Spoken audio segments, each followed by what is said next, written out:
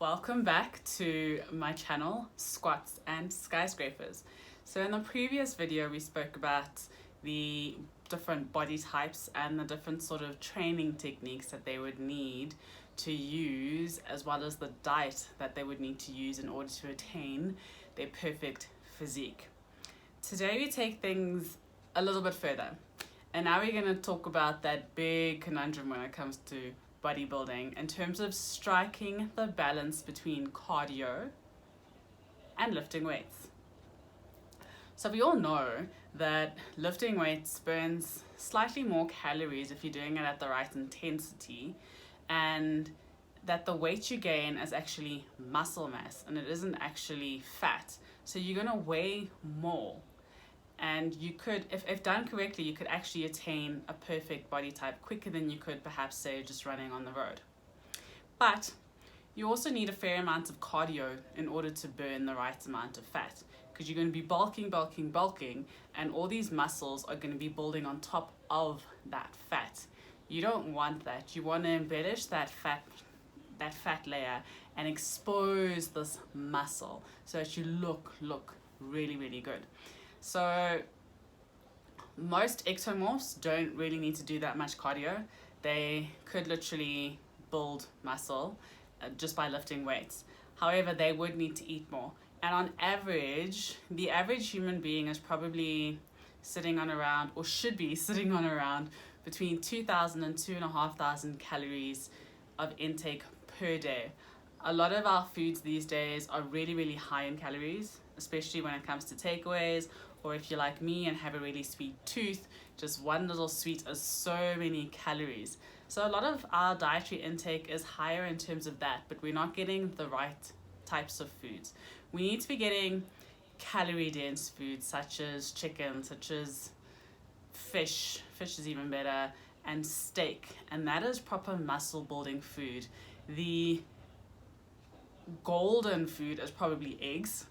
So eggs have got everything. They're low in calories and they've got a lot of protein and omegas as well.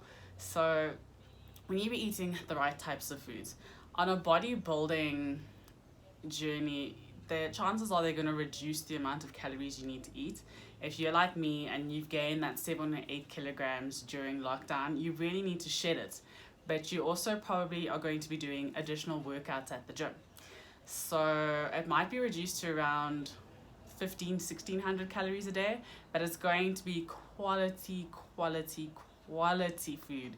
That's like eating clean on another level.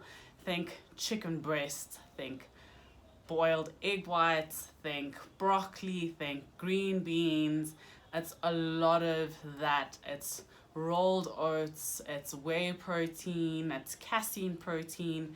It's just a lot of clean foods that are trying to build as much muscle as possible, but then you also need to do the work at the gym to get rid of the extra fat. So, what kind of cardio can you do?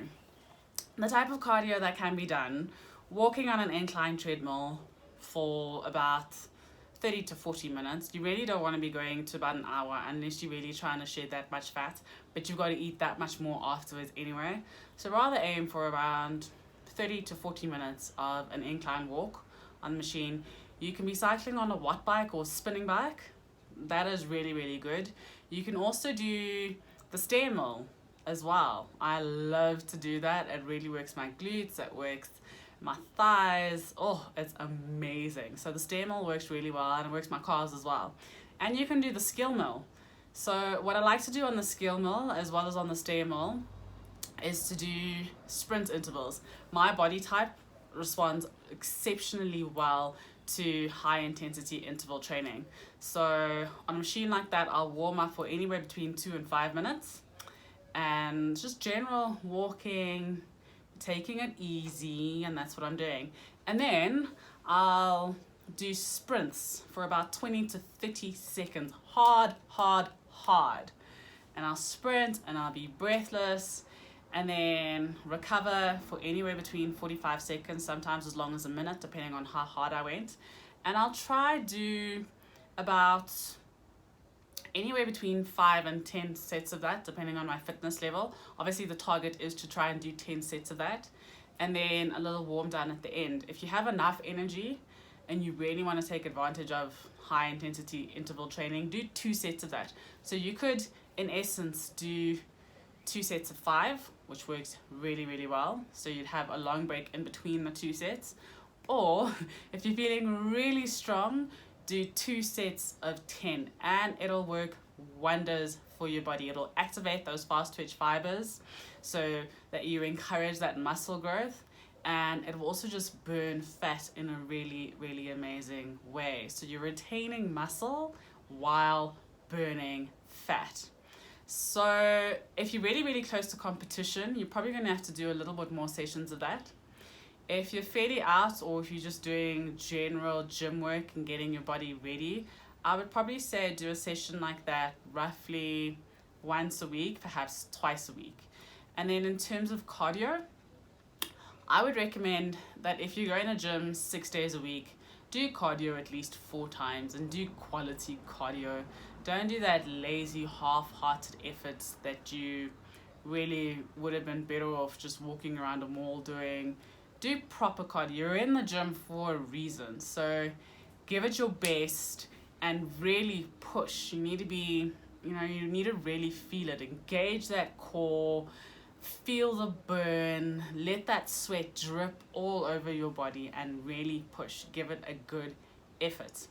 So if you're doing cardio about 4 times a week, 4 or 5 times a week, remember that you're probably going to be lifting every single day or every other day. I'd recommend that you employ at least 1 rest day a week, and in that sense then you're probably lifting 6 times a week and doing cardio about 4, perhaps 5 times a week.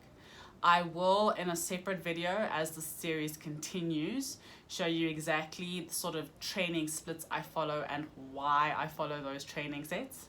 But I just wanted to give you sort of background that cardio isn't the devil, lifting weights isn't going to make you exceptionally bulky, but you can strike a balance, and you need to strike a balance if you're going to enjoy this bodybuilding journey and get your body to the next level.